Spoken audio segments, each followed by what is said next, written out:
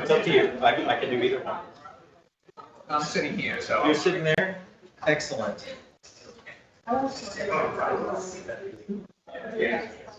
Quick setup for the mics. Oh. All right, I got a question. Where are the hand mics?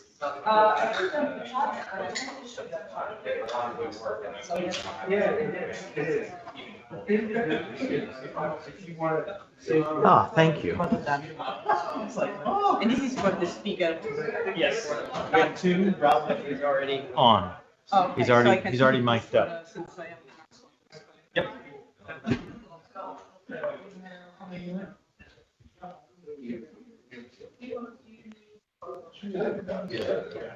All right, everyone. It's time to start the afternoon session. And we're going to start off with Ralph Bolin telling us about CalSpec. Way, Ralph. Okay, I'll give you the 5-minute warning. 5-minute warning. Oh, what if I run over? They're gonna get the hook, I When I guess. get up. Let's see, I got something. Yeah, got all these people here that are keeping track of me, and nice to see everybody. Some familiar faces and some not. I hope you're enjoying the good weather we ordered up for the meeting. It's unusual for this time of year. So CalSpec, yes, that's a database of standard stars, flux, physical units versus wavelength, with the goal of 1% precision, which we sometimes might achieve, might not. We leave it to people with JWST to tell us whether we are achieving it or not. And with a total of 145 stars, 95 of which have models with some various precision. And you notice that the white dwarfs, there are 62 of those, and the list is pretty heavy on white dwarfs. And why is that? Well, as we've already mentioned, they're a little bit easier to model. If you can model anything, you should be able to model pure hydrogen, the first element in the periodic table. And we know most of the atomic parameters to sufficient precision, except for a few, like in the Balmer jumps, which you'll see later on. So here's the famous calibration equation that Greg likes to have on his whiteboard all the time. Might have a slightly different terminology, but there we have it. Calibration is a simple process. It's just a matter of proportion, and you should never show an equation in a talk, but I think we can handle simple proportionality, that the flux, the small f, is the flux of the star that you'd like to know, and it has a certain count rate when you point your detector at it. And we have a pointer. Capital F is the flux of your standard star and divided by the count rate. So once you know the standard star and once you know its count rate, you can find the count rate of any program star by the simple-minded equation, where you take the standard star over its count rate is the calibration factor, or sensitivity, or more properly inverse sensitivity. And if you need more equations, I have them in my 2014 review paper. Of course, it has a few details that we could go into, but that's it. And I could sit down and take questions. If anybody would like to see some details, I have some slides that show some details. Push this button here, and there we go. Details. Here we have them. Nope, didn't work. Details. There it is. First details. So how do you get the standard star flux in physical units? So it came about, as far as I know, in around 1980 when Jay Holberg and Dave Finlay talked me into suggesting that we should use a pure hydrogen white dwarf, which we can model fairly well. And as long as it has about zero reddening, we know what the flux distribution, the relative flux distribution as the function of wavelength would be. And we chose then 3 white dwarfs, G191, GD71, and I see I've repeated it. I left out the GD153 instead of repeating it. Error in the slide. And we measure their temperature and gravity by fitting the models to the Balmer line profiles. And that defines, once you measure the temperature gravity, that determines the model, and that determines your relative flux versus wavelength. And then you set the absolute level, which, as Chris told us, that's not important, but some people like to have it all on an absolute scale. I use the MIG-SEA value just to have one that can be criticized. And the other thing Greg provided, he wanted to know, when I asked him what he wanted to hear today, he wanted to hear about warts. So I made sure I have a few warts on my slides. And here's the first set of warts. The set of warts is different people get different values for the temperature and gravity when they fit the Balmer lines of their observations. Then, of course, there's Vega itself, which is a controversial, poorly modeled star because it's rotating and has a dust ring. And some people even think it's variable, although I haven't seen any publication that proved to me that vega was variable. I assume it's not. And then the data that we have spectra from STIS, which is the primary instrument that we use for the standards for the CalSpec, but it's saturated. But Von Gilliland, when he was here, proved that you don't lose any charge. The charge just leaks along the columns if you saturate the star. So if you, and the spectrum is wide, I should have made a picture of it. It kind of makes a good Christmas card decoration. I've made one in green and red, but I neglected to put that in the slides. But it turns out to be that if you take a wide enough aperture to height of the extraction, you can get all the charge. It does take, the problem is that it does take a few extra correction factors of 1% here and 1% there, of which there have a few, maybe uncertain and easy to make mistakes. I did it 3 times and I got it right twice, I guess, and wrong once. Hopefully I got it right the last time. And then G191b is really kind of cheating. It's not exactly a pure hydrogen. It has a lot of UV absorption lines from the presumably things precipitating into the atmosphere. So here we have the comparison then of the 3 stars, the 3 primary white dwarfs that we base everything on. And in 1920, I revised the FLUX calibration for STIS, and that's because the 2 primary folks that I get models from, Tom Rausch with his T-map models and Ivan Hubeny with his T-Lusty models, so that they now agree. They talk to each other, so maybe they cheated, but but at least they use the same physics, and they agreed, and this is the way they go. And you notice that on the scale, that at the longer wavelengths, everything agrees pretty much to 1%, even for the G191b2b, which has a fully line blanketed model, whereas the other 2 just have pure hydrogen models. That is, except at the very short wavelengths. You see there's still a wart there at the shortest wavelengths. But you can take an RMS among 3 stars, not quite as many as you'd like to have, but 3 provides an RMS that tells you then what you get for an uncertainty as a function of wavelength. Take the RMS among the 3 stars is the heavy black line, and the light dots, which you might be able to see in the back row, I guess. The blue dots are the uncertainty from the various determinations of the temperature and gravity, the 2 values that I averaged to get the models normalized. And then the dashed line is the difference between the Rausch and the Hubeny, and everything, again, good, out to 30 microns to a percent or so, except in the far U, it shoots up. You have at the very short wavelengths below about 1700 angstroms, 0.17 micron. There we shoot up to 2 or 3%. So that's 1 wart that we know everything, but who cares about the UV where all the science is in the infrareds? And you notice that the other small wart is wherever the hydrogen physics is not perfectly known. At the Paschen jump, the Balmer jump, and at Lyman Alpha, they have blips that show the uncertainty is slightly larger. So here we have one of George's favorites, Sirius. He thought sure he was going to mention Sirius as a possibility for basing all of our flux calibrations on, because he kind of liked this at one time. He told me this, and BD plus 60 was his other favorite, but he didn't mention either of those 2 today, but they're good candidates.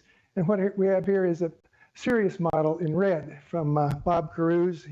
He was quite the genius of making special models. He made a few special ones for me, and I don't know that he ever published it, but this is the one that matches the observation. So in red, you have the model from short wavelength at the top, visible in the middle, and infrared at the bottom, with quite a few hydrogen lines that you see. It's important to have those in your models. And you find, if you compare that then to the MSX, it's been mentioned, the one case of a good absolute flux measurement in the infrared at these wavelengths between 8 and 20 microns. There's 4 bands he has. This is where they would fall on this plot. And if you average these 4 together, you'll find that they're about 1% high. So FLUX calibration based on Messier-Vega is 1% off from the infrared. So if you average the two, it's equivalent to making the Messier value 0.5% brighter. That's how I arrive at the 3.47 times 10 to the minus 11 for Vega, which is how everything is normalized in an absolute sense. So here we have then, that was the details of the standard stars. Here's the details of the count rate. And you have the standard data reduction. You have to remove the bias, dark image, the hot pixels, and then I edit spikes by hand, quote, on the computer. And you have to worry about changes in sensitivity at time. You have to worry about linearity of your detector, radial velocities if you want a model to match the data, and a little bit of out of the band stray light in one small case for STIS at the short wavelengths of the G230LB. And the thing won't go forward. Will it go backwards? Yes, but it won't go forward. Beats me. Pointed at the computer. There we go. Okay. There we go. So here's an example of how much the sensitivity changes as a function of time from the launch date in 97 to 2025. And this is one narrow band, 50 angstrom wide band centered at 1950 angstroms, and you see it's all normalized to unity on average. It drops from 15% down to 10%, so 25% change in sensitivity that you have to account for from the various data that I've shown. The top plot shows the residuals, but you'll see those a little bit better in the next few plots. Here's then a sensitivity to function of temperature. Here's an example of temperature correction, again normalized to unity at 19 centigrade, and it goes from minus 1%, 99% up to 1.02, so a 3% change in sensitivity for this particular broad band from 1900 to 2900 angstroms. And here are the residuals for the time and the temperature corrections, and you notice that they're all very nice in the beginning. Everything's within plus or minus 1%, and the gap when STIS died, it was repaired in 2009. The scatter increased a bit because we lost temperature control, and more recently you see an increase in scatter too as well, with even 1.1 individual off by more than 2%, and which I don't know what causes it. My theory is it's the thermal blankets are degrading like they had once before. The astronauts repaired them once. They need repairing again, would be my thought. So you have to take, if you want to get 1%, you have to have at least 4 observations to average nowadays, whereas one observation with good solenoids was okay in the past. Linearity, here's the correction that I make for linearity. I've compared the ACS broadband photometry to synthetic STIS photometry. And the reason that gives you a good measure of linearity is that the ACS has very tiny corrections, whereas STIS has corrections of order a few percent. And the black points are the bright stars, red points are the faint stars. And the faintest ones are the triangle, WD 1657, getting down to about 4 or 5% in the worst case. And I revised, this is based on the original 2006 linearity correction, and I revised that with the residuals now are mostly within plus or minus 1%, where the dotted lines go, with most error bars hitting in that region, and maybe only one point that's as much as 3 sigma off of unity. So it's I think that's an improvement of the 3 or 4% and towards the 1% goal. Modeling, quickly on modeling, since I'm running out of time. I'm out of time, I have 1 minute. I have to move. We fit model atmospheres to extend the STIS calibration. STIS calibration can sometimes be supplemented by a bit of coverage from the WIF-C3 infrared and the NICMOS spectrophotometry. But still, STIS is the fundamental basis. And for modeling, I use the pure hydrogen white dwarfs from Rausch and Hubeny, like I mentioned before, and also from Abby Elms. Now we have coming 15 more stars of cooler white dwarfs. Main sequence stars, Zabalch Meseros provides that. He's here today. If you have any questions, you can talk to him. And main sequence stars, I use the non-LT. And we have a few helium white dwarfs, and Detlev Koster provides those models. And here's an example of how I do the modeling. The top two panels show the spectra, the model in red, and the data in black. Purple circles are the STIS bands I fit to. I got K-band, KS photometry from George, special reduction, and these are the 4 Spitzer IRAC bands. And so here's a good and bad case of one wart and one good of a modeling for the a particularly fainter star.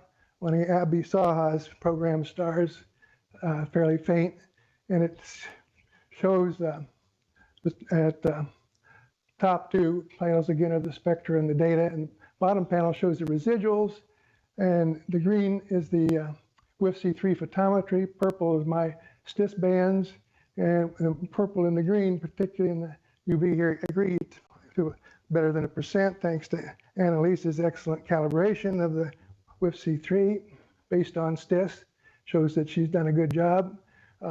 However, in the UV, we get up to 5–10% discrepancies, which Carl has so generously set on a course to modeling that with special handmade, specially tailored dust extinction models, because none of the average extinction models work. And finally, my final slide is a final wart that I promised Aparna, that here's a common folklore says, well, you don't need non-LT models below a certain temperature, which is commonly said around 20,000 degrees. LT and non-LT are all the same. Well, if anybody knows that that's true and has a publication that that's true to 1%, I'd like to see it. Please send me an email. But in this case, I've compared the non-LT and the denominator to the LT, both for where the non-LT is Hubini and the LT is Hubini himself. And the other LT is the Boas models from Zabalch. And you see that whereas they get down to agreement at the longest wavelengths, but in the UV, there's 20, 25%, 15%, nothing to do with 1%. So do we have a big discrepancy in the models between non-LT and LT? And if we do, we're not doing our 1% modeling like we think.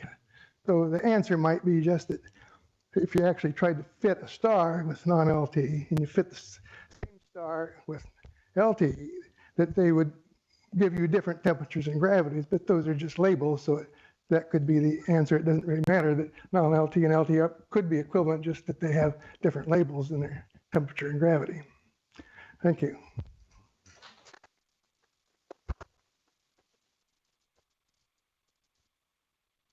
Thanks, Ralph. Questions?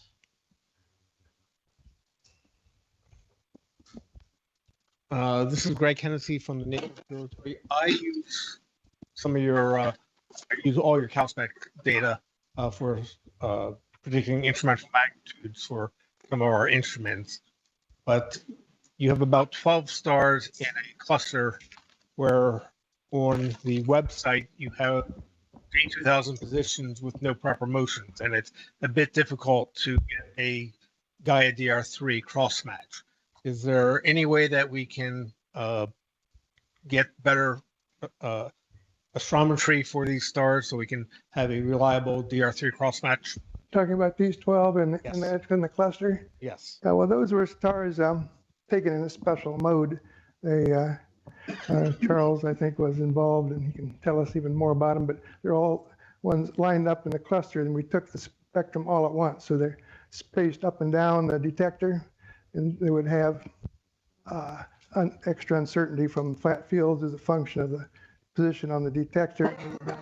Uncertainty because they're very faint, and they don't have complete coverage either. So I list these just because we needed faint stars occasionally, and if you have to have a really faint star, like for calibration of the SBC on the ACS, we and modes that where you have prisms that you need a real faint star, they have to be used. So there's just there as a stopgap, but not very precise. Sorry about that. So, but it can't be improved, I don't think. Okay, thank you. Other questions?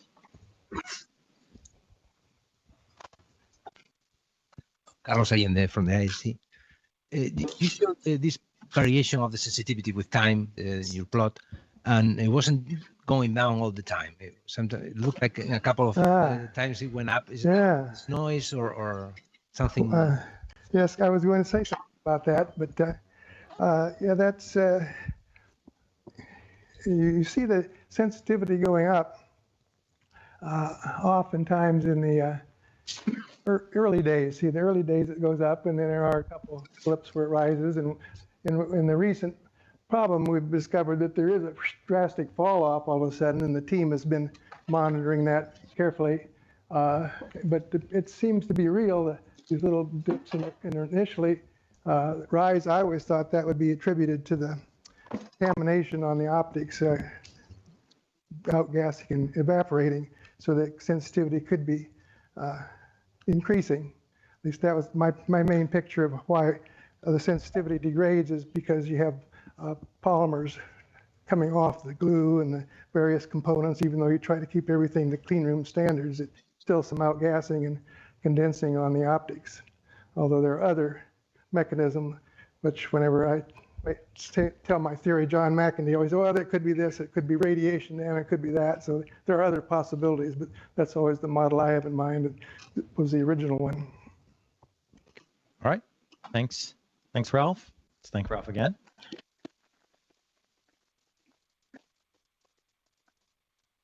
Right. And Annalise is going to talk to us about C3 photometric calibration. And I've been told the ceiling mics now work, so we won't need to pass around the microphone. It also means all of your small private conversations will now be broadcast on YouTube. So, fair warning. I'm here.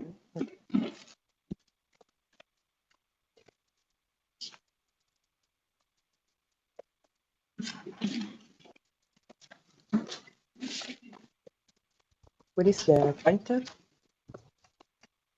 Hi, hello. I already introduced myself. And how this works. Does it work? Okay. No. Can you hear me? So the microphone works.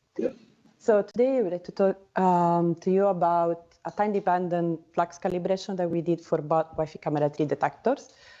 This has been a work that lasted a long time, a few years. Many people contributed to it. Some names are listed here, and I want to thank them all, and also all the Wi-Fi camera 3 photometry team for their contribution. I will use this. So Wi-Fi camera 3 is not only one camera, but actually is composed by two main instruments. So the near ultraviolet optical detector, which has about 62 filters and one ultraviolet prism. Then we have an infrared detector with 15 filters and 2 prism. So it's two completely different instruments. You see the parameters listed here. So different field of view, different pixel scale, different technology. Everything is different. So we have to calibrate them in a different way, but also by using, as you can see, we use the same method, but also the same standards. In the case of the UV detector, not only, it's also divided into different chips. And each chip has two different amplifiers. So in 2016, it was decided to perform a calibration separately for the two detectors. So it was the flat field was chip dependent, the circle energy was chip dependent, and also the calibration factor of 0 point is chip dependent. However, since people essentially download images together, UV1 and UV2 all together, the flux calibration is normalized to one of the detectors, in this case is UV1. But we perform the calibration separately, and then we calculate the flux ratio between the two detectors. And this is in particular because the quantum efficiency is quite similar at optical wavelength. Maybe I can use the mouse for this. Yes, at optical wavelength, but then as you can see, near ultraviolet wavelength is quite different. So the sensitivity of the UV2 detector is larger than the UV1 detector. That's also why we recommend, if you have to start something with near ultraviolet filters, to position the target in the UV2 detector. So we use the CASPED standards for our calibration, so thanks to Ralph. In particular, the 3 primary white dwarf, which are listed here. And to this, we added another white dwarf, GRW70, and also a G-type star. Recently, we also added an A-type star. So we have a total of 5, plus now 6 stars that we are monitoring. And for them, we use the spectral energy distribution that come from the models and the observation with STIS and Wi-Fi camera 3 Grissom. Everything is normalized to Vega, as you saw from Ralph's talk. But we have studied this standard star for many, many years. And what we saw is that there were sensitivity changes. And on average, for all the filters, the change was about 0.15% per year. And the change, usually the sensitivity loss is larger at bluer wavelength and smaller at redder wavelength. And it's similar for the 2 detector, but not the same. So the 2 detector also show a slightly different decrease of sensitivity with time. So if we need precise photometry, we really need a time-dependent calibration. So that's what we did in 2019, 2020. And for standard star data, we use the data from our sensitivity monitoring programs. So one uses a steady mode observation, so classical observation of the standard stars here using subarrays. And the other one uses scan observation. So we scan essentially the star over the detector, so we achieve much better signal to noise.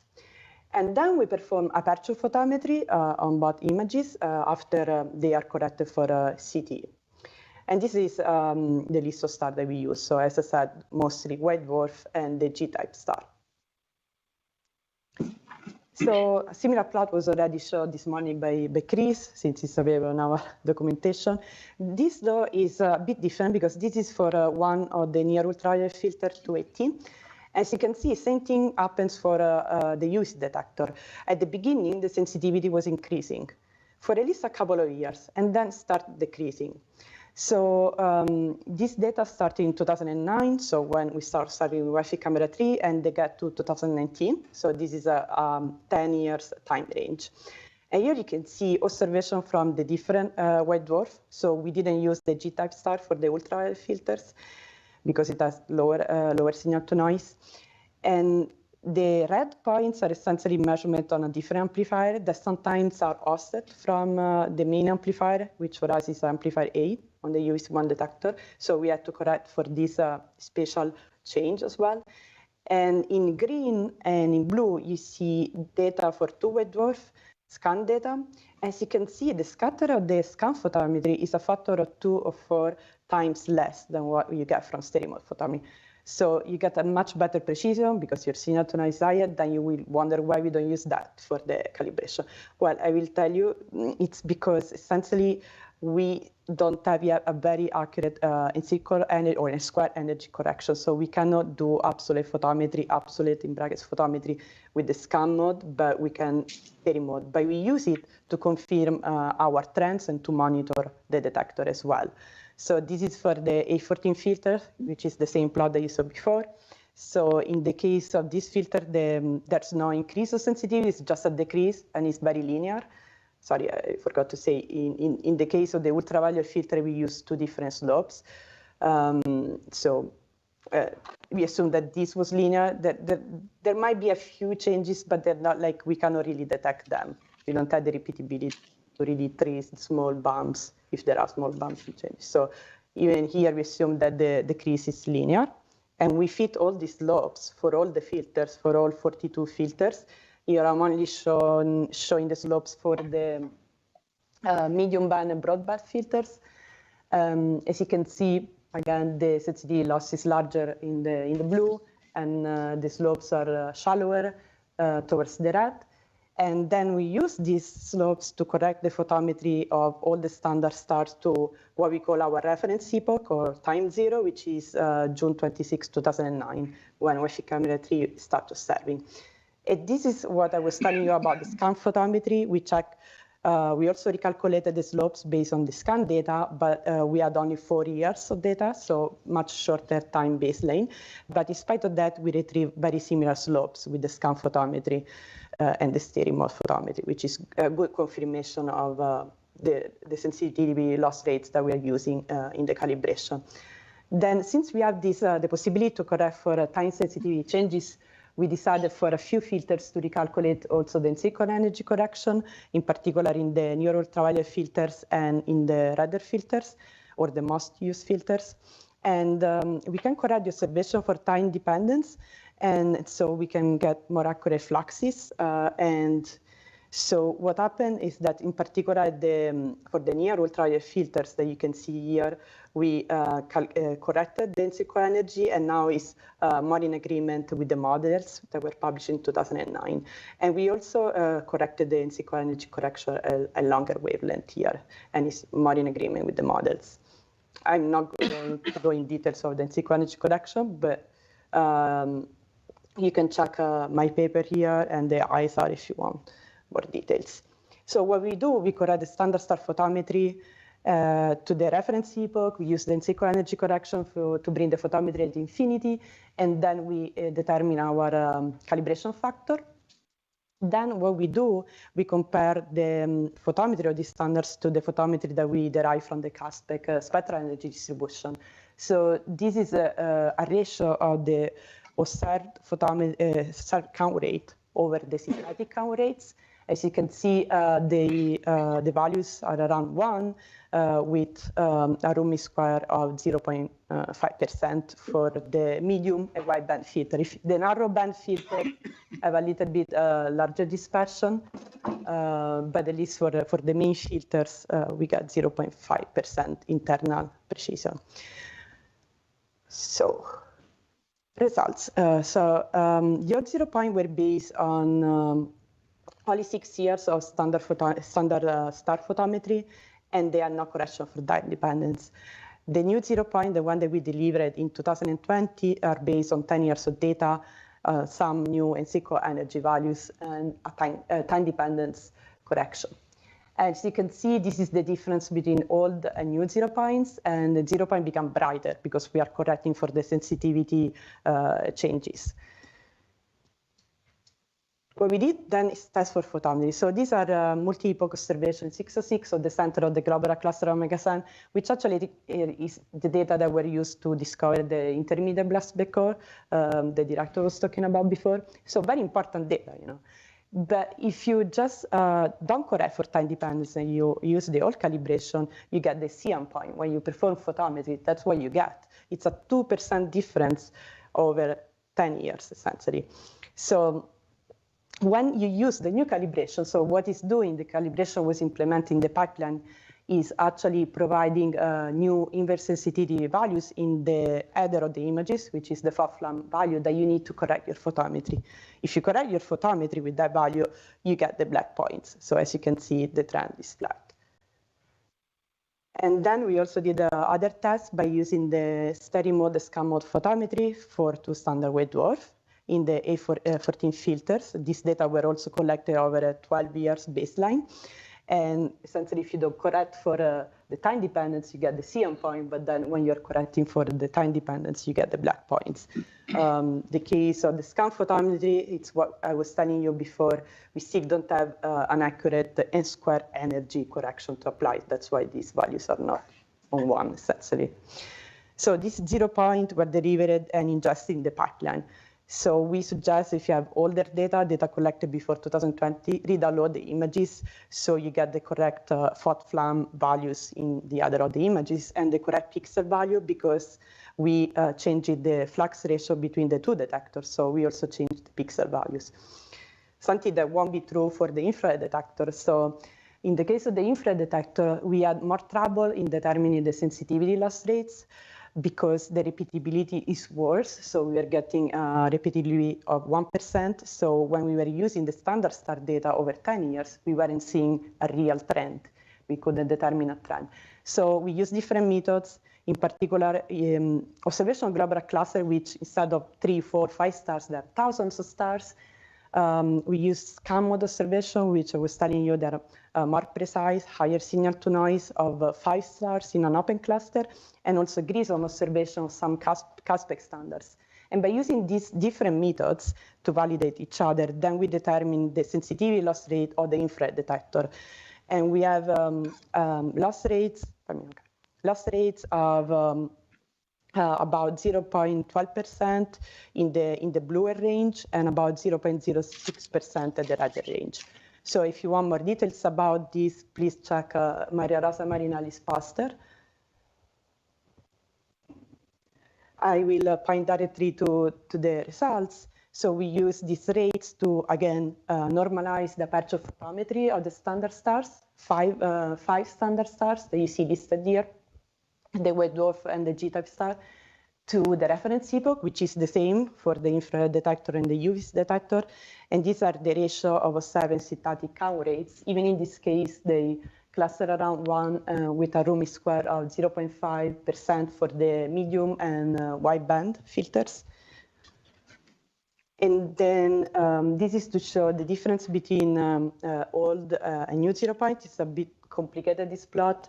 So essentially, this is the change between the 0 point at the reference epoch and the 0 point as it was calculated in 2020 at the reference epoch. So the change is essentially almost 0.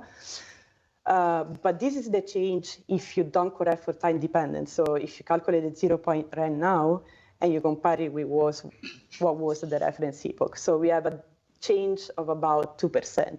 So this tells us that it's very important to correct for this. And we tested the calibration with some science data. So we had some multi-peak observation of the Galactic Center, which, as you know, is very crowded, but at least we have observation multiple epochs in a few filters. You can see the other filter in Maria Rosa's poster. And so you see here 2 different fits. One is performed for all the images and one for the forced images. That means since these observations are taking the same visit, this is the position number in the visit of the exposure. So the more increases the number, the more the self-persistent increases, especially in a very crowded stellar field. So we perform the fit and we use the slope as the forced images, as taken from the forced images, because they are less affected by essentially persistence and self-persistence. As you can see, after applying the time-dependent correction, this trend that we are seeing, which is about, again, 0.06% per year, flattened and become 0 within the errors. So this new time-dependent infrared 0 point will be delivered in the pipeline by the end of the year. Everything is ready. We're just waiting for the delivery.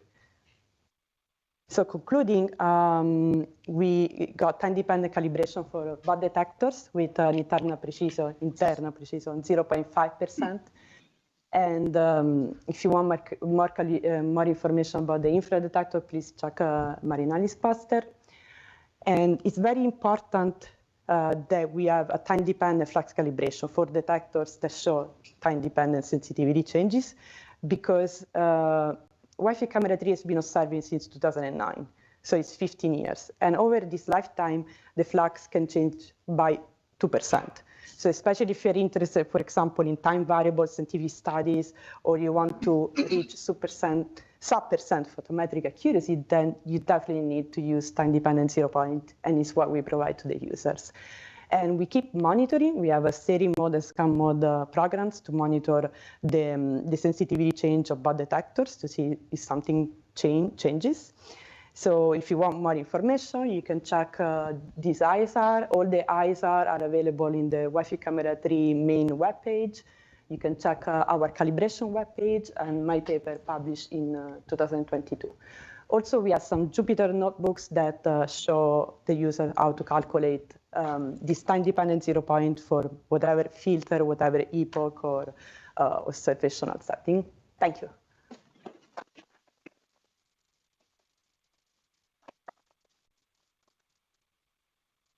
Thank you. Questions? Being online, Charles? Okay. Oh, I don't need to give it to you. Just talk. So could you go back a few slides back? Time dependence over with the different stars. This one. So if I do the eyeball chi-square, it's beyond unity. So why we see lots of scatter here? You understand? You mean this? Yeah. Yeah. So P33OE is systematically higher, yes. But if you, that's the G-type star. Huh? Other than P330, I think the scatter. That's not the same. That's the Rumi square. Yeah. Okay. But like if you remove the P33OE stars, nothing changes essentially. But yeah, so we are investigating on the issues because it looks like, you know, the green points, which is the G-type star, is systematically brighter than the white dwarf. So we're taking, for example, P33OE has many less Grissom observation in comparison to the white dwarf, and they're all at the same location. So we didn't correct for possible, you know, flat fielding errors. So there are really like 10 observations for P3OE, white Andre, so observation with the weather. So, but we also removed the test stars and see if we were getting a different factor, and we didn't. But yes, we are investigating on these issues because definitely you can see that it's systematically brighter. I didn't say it. I wanted to see if someone noticed. Okay. Other questions? Annalisa, you said that the encircled energy also changed as a function of time. Is there like a physical mechanism associated with No. it? So no, it didn't change. So Okay. we changed the value that we calculated because to calculate that, we use drizzled images of these stars that are very bright and very long exposure. And before we were just drizzling images collected at different epoch without taking into account, you know, the time sensitivity change. Now we correct for the flux changes. And so then when we create the drizzled image, the flux changes a little bit. Essentially, we correct for that when we create the final image that we use to calculate the encircled energy. Other questions? Go ahead. How do you manage the software on the knowledge you gain during the time, during such a long time of data? Sorry, how do you manage the software, the knowledge you gain during all these years? So you process the data many times. Yes, so we have. You forgot some parts you did in the past, but you improve the results. It's not a very reproductive management. Because it's a long period of time. Are you saying you could forget what you knew in the past? Not that they did. Okay. Could forget because it's been such a long. For my English. That's okay. Yeah, I got you. We got you. So what we have now, we have these monitoring programs. So we keep collecting observation with HSC in different filters for the standard stars in stereo mode, scan mode. And we have automatic pipelines to immediately, you know, reduce and analyze the data and plot the data to see if the trend is changing. And now we document everything, not only with the ISR, but in instrument science report. ISR is instrument science reports that are available and published, and everybody can read them. And with also more internal like technical reports. So if, you know, I leave the team, then there's someone else that can read the documentation and actually remember, oh, this is how we did the calibration before, right? And that's why also I decided to publish a paper that was essentially summarizing how we did all this work. And so that in the future, like the user can understand how it works, and then in the future, other people can reproduce this. So this is, everybody can reproduce this work right now. Right. So this is a very important point because that's something that in the past wasn't happening. Like someone left, you know, the photometry team, then we had to restart everything again. Right now we have software available, like, you know, we press a button, we get the photometry of the standard stars and the plot, and then we can keep doing this. Okay, let's thank Annalisa again.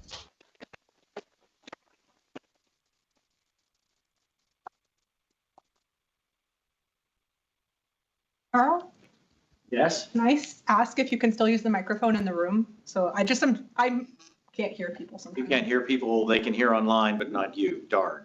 Yes, we can use the mic in the room. That's fine. Thank you. Sorry about that. The back of the camera. Yeah. Or everybody needs to learn how to yell. I can do that. I can hear you from all the way back there. No My worries. ears are worse than yours. We'll use the mics. Gotcha. All right, and I wasn't using the mic. I was violating it right then. Anyway, so next up we have Deep, right? That's what you go by. Good, just making sure. Next one, Deep. No. Down. I don't going my talking here though. And the one. I'm good. I'm electronic and green. Nintendo. Nintendo guy. is going to talk to us about time-dependent sensitivity. Is Take my it mic on? Can y'all hear? Mic on? Yeah, okay. Hi everyone, my name is Deep Anand. I'm a member of the ACS instrument team here at Space Telescope, and I'll be talking to you about the time-dependent sensitivity of the wide field channel on ACS, and this is work done in collaboration with pretty much the entire ACS instrument team. And so, just a quick overview, I'll go over the existing calibration of wide field channels time-dependent sensitivity, or TDS. Then I'll talk about ongoing work to modernize the code base, as well as initial results from the work, how that differs from what we have in the pipeline already.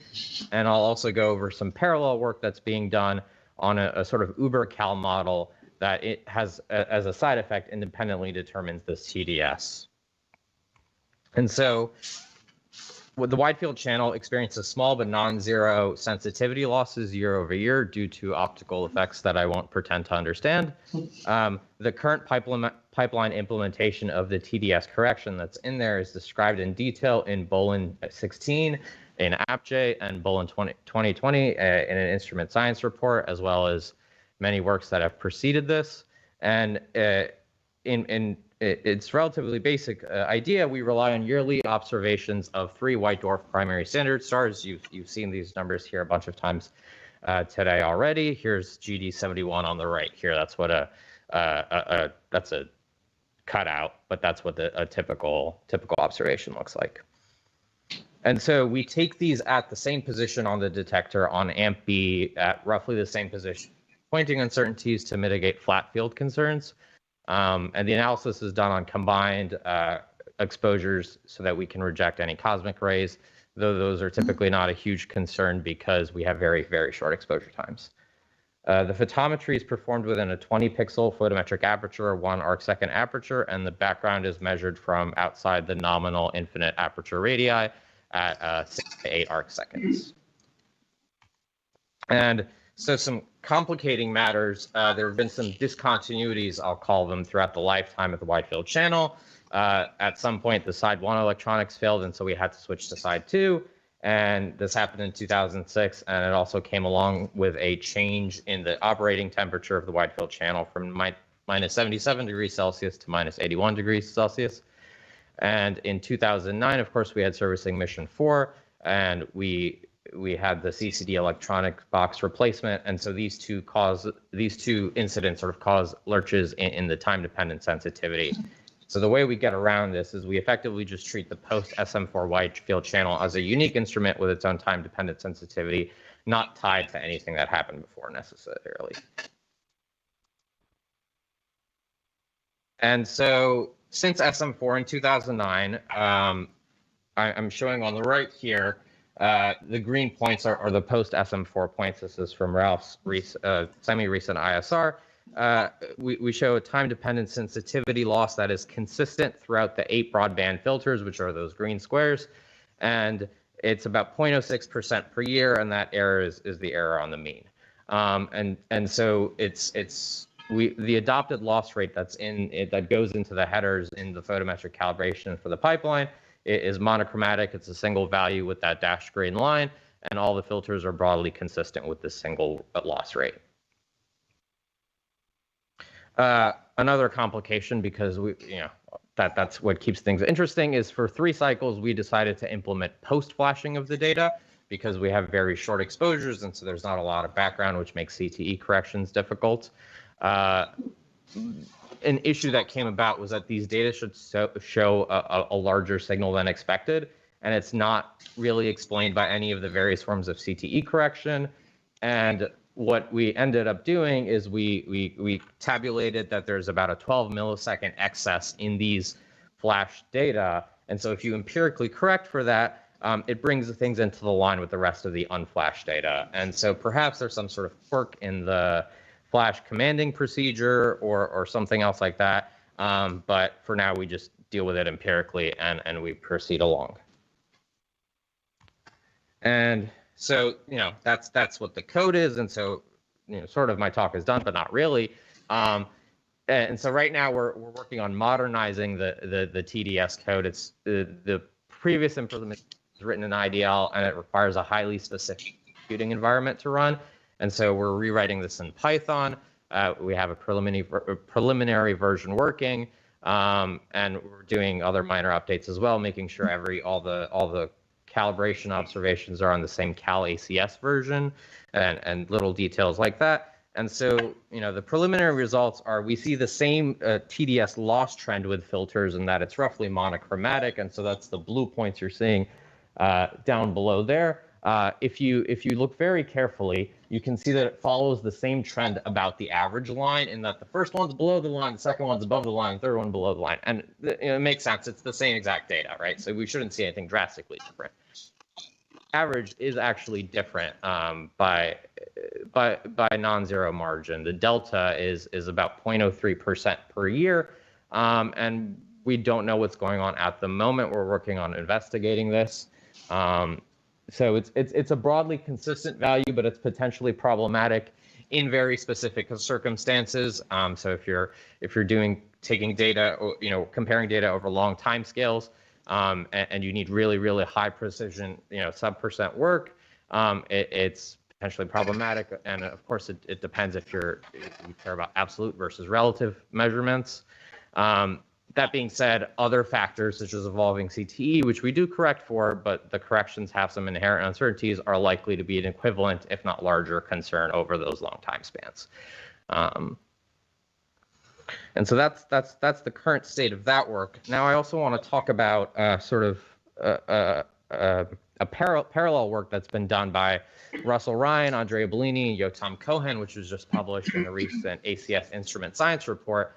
And the goal there was to perform this sort of uber-cal or overarching calibration of the photometric repeatability of the wide field channel, which of course involves its time-dependent sensitivity as well. And so the idea here is to use years of calibration data in 47 Tuc, globular cluster in the Milky Way. So something like 30,000 stars with about 60 repeat measurements per star, all in F606. There's also F814, but that hasn't been analyzed in the same way yet, to investigate the photometric calibration of the wide field channel. And the particular focus on here is on the L-flat, the low frequency flat field, but it also involves the time-dependent sensitivity, and that's on a per amplifier basis, not just amp-B, which is what we use for the standard stars. And so the main product from this work is revisions to the L-flat, which I'm showing on the right. And so the scaling there is plus or minus 0.02 magnitudes around the full frame of the wide field channel. For this talk, I'm more interested in sort of the time-dependent sensitivity. And interestingly enough, the time-dependent sensitivity that's derived from this is a factor of 3 higher than what is in Bolin et al. 2020, which is a little concerning. And so you can see that in the right, I don't know how well you can see it. Actually, there's a tiny little star in AMP-B, and that's where we put the standard star observations year after year. It turns out this uber-cal work has also found not only that the time-dependent sensitivity is different, but that it also varies by amplifier. And so the differences between AMP-A and AMP-B are not necessarily significant, but on opposing chips, WIFC1 versus WIFC2, there's a difference of about 30 or 40% in time-dependent sensitivity. And it just so turns out that AMP-B happens to have, at least, the study reports that AMP-B has the lowest time-dependent sensitivity. Of course, it couldn't have fallen on the average. Sorry. Yeah, and so, the differences between amplifiers on the same chip, so AMP-A versus B, are not necessarily significant, but WFC1 versus WFC2 is significant, and so that's a little bit of a concern. Also, some interesting / concerning results is that the WFC, this study finds that the WFC2 sensitivity is lower by about 0.05 mag versus WFC1, which is a pretty notable result. And so on the left hand side of this plot, what I'm showing is the Christmas tree colors, red and green, are WFC1, AMP A and B, and the yellow and blue are AMP C and D, so those are on WFC2.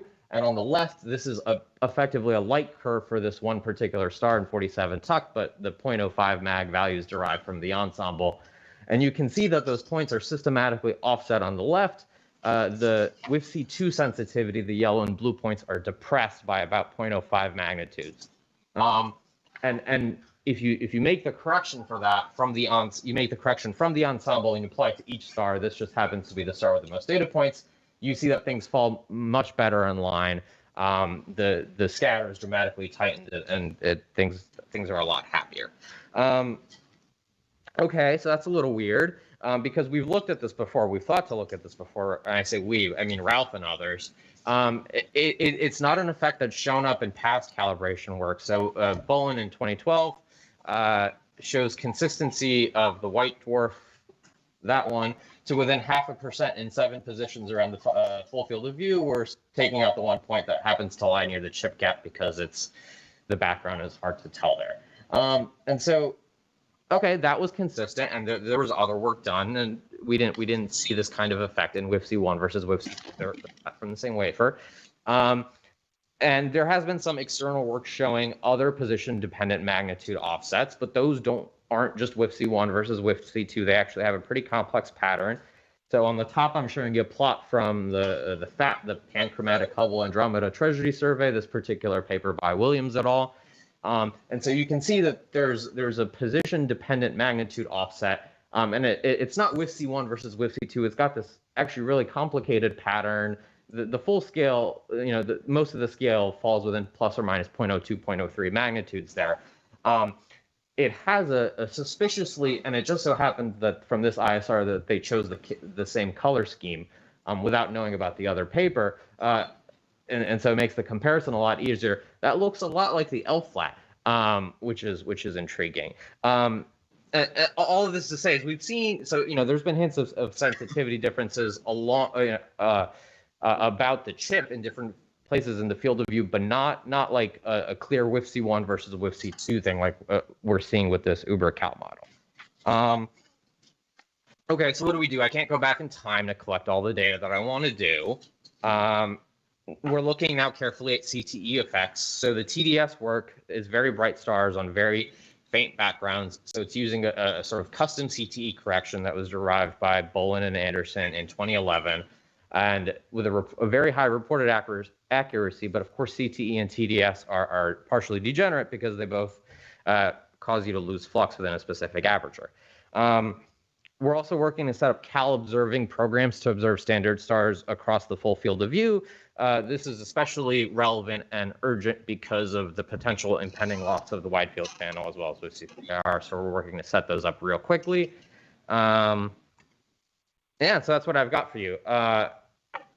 So just to wrap up, we have this yearly observing program of 3 white dwarf primary standard stars that allow us to measure the time-dependent sensitivity of the wide field channel. We're working to modernize the code, and preliminary analysis shows some modest discrepancies between the two.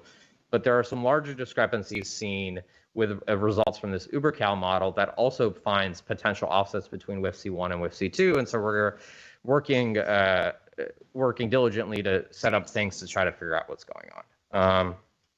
But I'll take questions.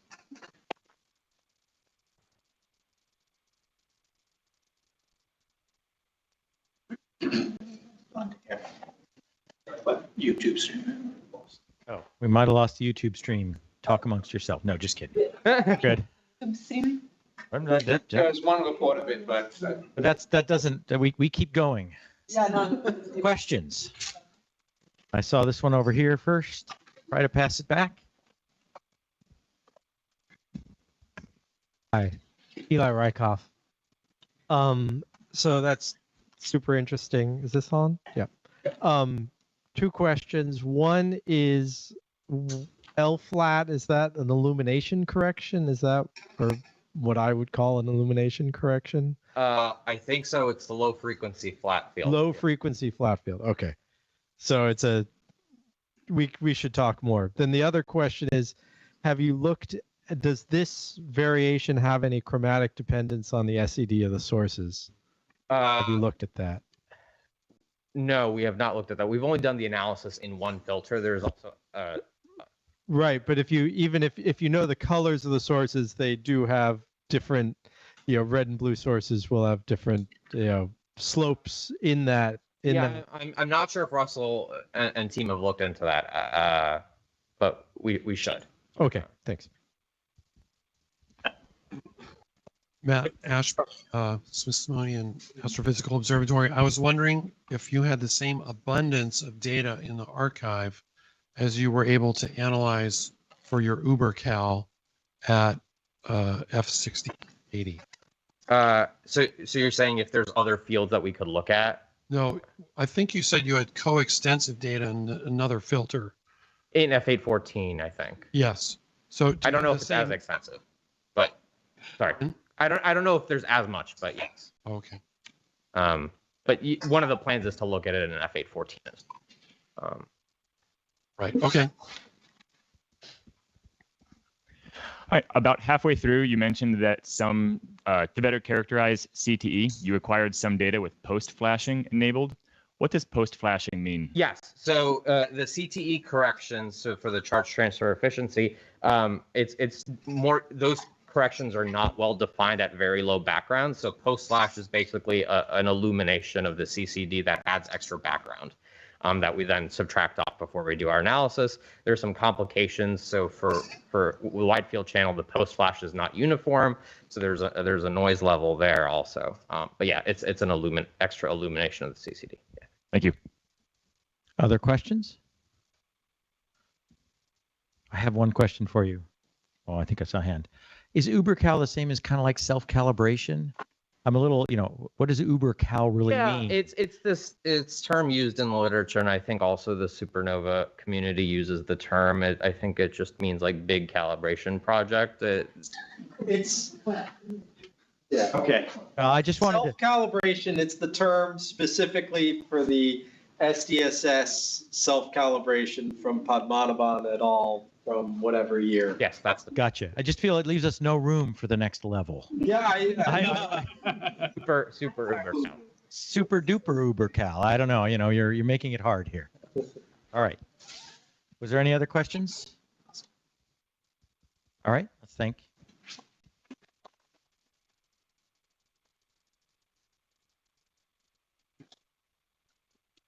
Back. Please send the mic this direction.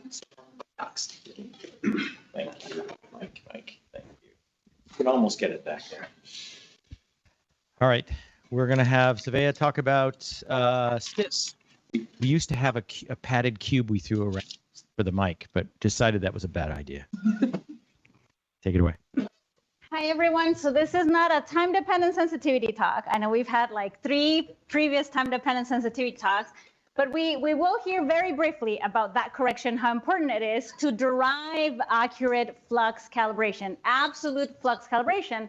And so I'm going to cover a lot of information. And so I apologize if you feel it's rushing through, but make sure you ask questions during coffee break. And so I would like to tell you about this very massive project that is recalibrating one of the critical instruments and one of the oldest instruments on the Hubble Space Telescope, STIS. So we have heard about STIS from Ralph, of course. And so STIS was installed 27 years ago. So it's been in space for quite a while. And there was a question of, how do you recalibrate something with so much data and so much information? Yeah, it's actually a little bit painful, but it can be done. And so STIS, it's a very versatile instrument. You can get imaging and spectroscopic observations with this magnificent instrument. Coverage from the full far ultraviolet, which is very important to study young massive stars, Ralph. We care about far ultraviolet all the way to the near infrared. And STIS actually can get you observations imaging with 25 different filters and 14 gratings.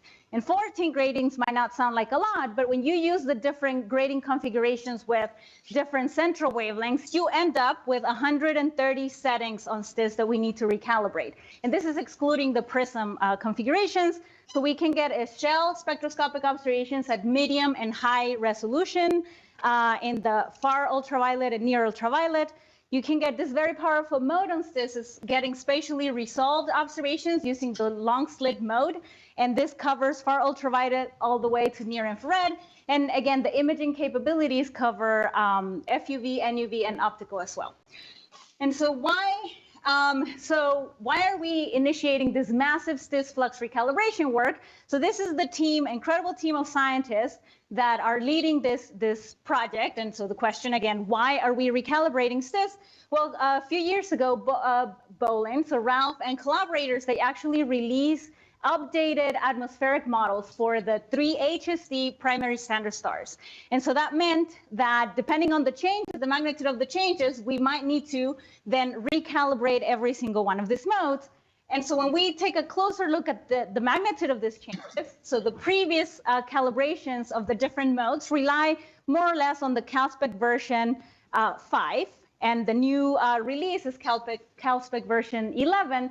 And so you can see there the ratio of the models used for the 3 primary standard stars, so going from the UV all the way to the near infrared. And so you can see the largest differences in the models are at the level of 3% in the UV. And as you move toward longer wavelengths, this difference is smaller. So again, I mentioned the long list of modes that are available with STIS. So the team had to prioritize what modes do we start first. And so they launched a very detailed investigation in trying to understand how is the community right now using STIS, what are the modes that we need to prioritize, and not only how the community is using it now, but also in the archive, we have more than 20 years of observations. Also, what is the distribution of the settings that are most widely used in the archive as well. And so we decided to move forward with prioritizing all the 4 gratings with the MAMA using the first order configurations. So G140L, G230L, and the list goes on, as well as the 6 gratings for CCD.